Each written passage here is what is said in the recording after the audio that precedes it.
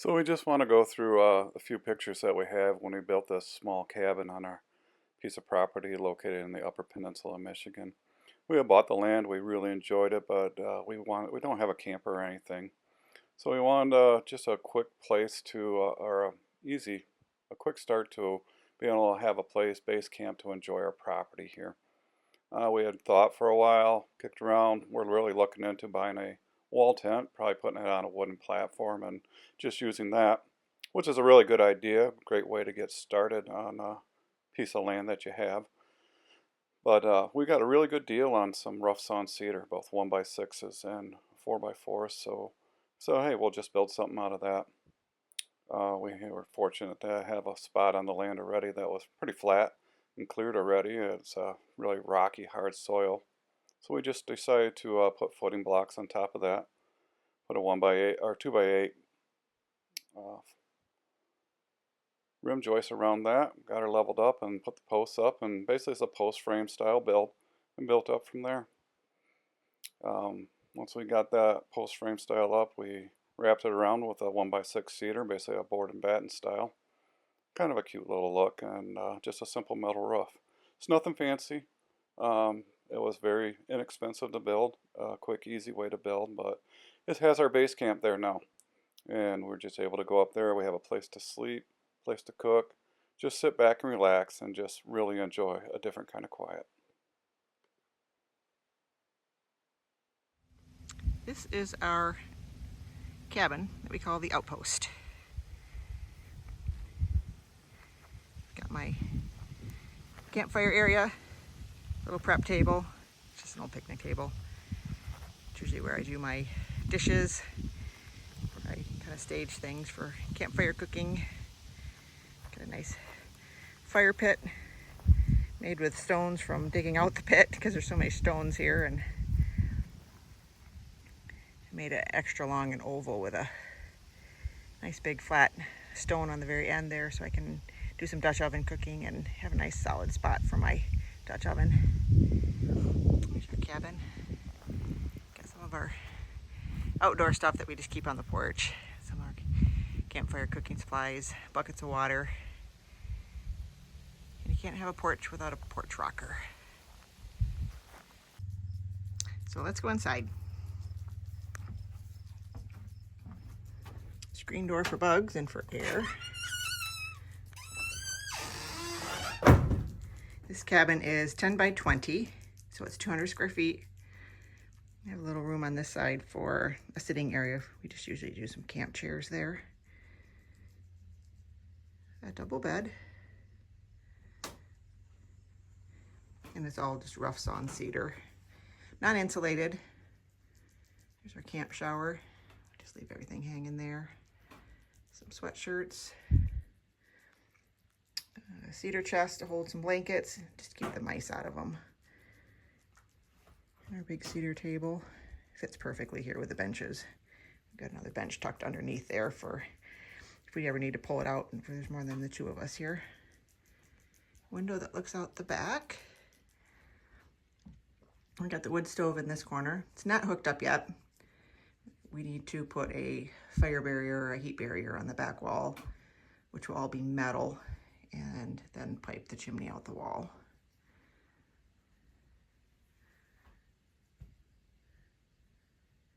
There's a little kitchen shelf and some hooks for pans and some bowls.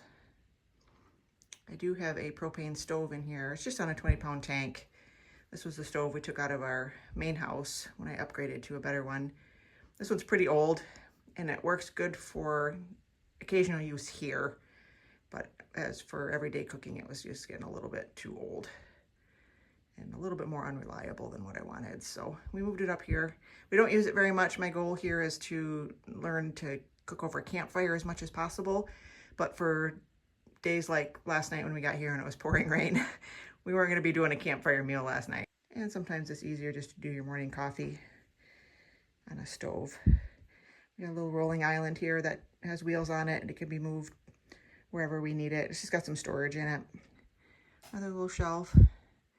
Just keep a few little staples here. And this is the view out the back window. I'm looking at that side of the room from the other side of the cabin. There's the bed and the door. It's not very big, 200 square feet, uninsulated, but this wood stove should keep us pretty warm in here because it's a pretty good sized stove for this, a small space. And we're not going to be here much in the winter time. We have a little D-cell fan, runs on batteries for when it's really hot in here. I just did a very simple design, just a little taller in the front than in the back, just for rainwater and snow to drip off the back. And then we will have a rainwater catchment system on this back corner here. That's our goal. Probably the next trip up here. Got some stuff ready to go for that. We got a nice barrel and we just need to bring up the eaves trough.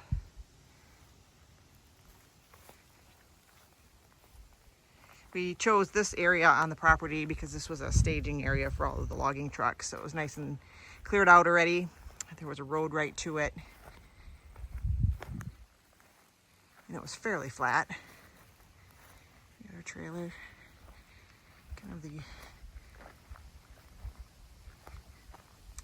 trailer is the tool shed at this point.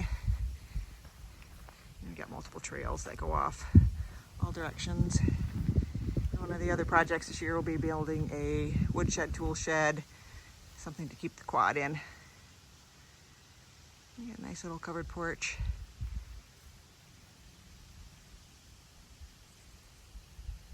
And lots of nothingness around us. And then the outhouse is way over there. And that's where the first gravel pit is. We call it the gravel pit, it's just a lot of rocks.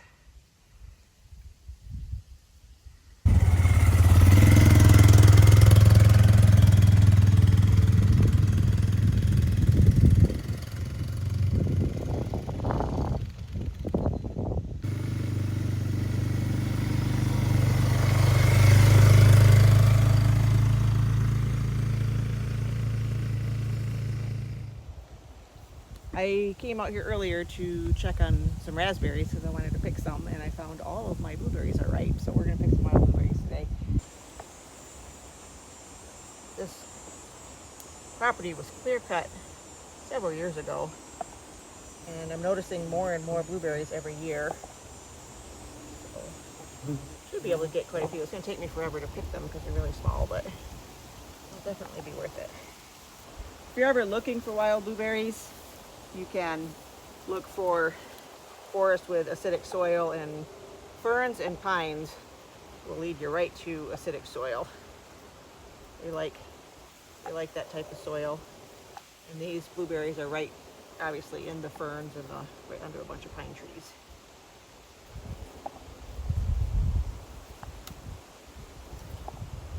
I'm going to pick a bunch of blueberries. If I can find enough raspberries, I'm going to pick those as well.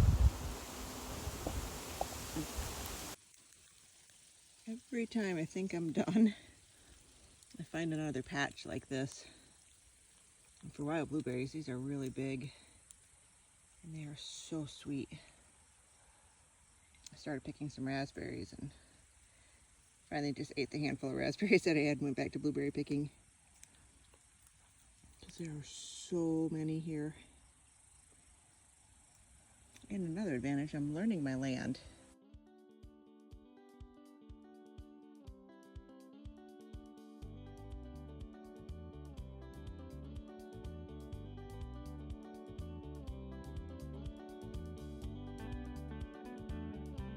Hearing just the wind in the trees,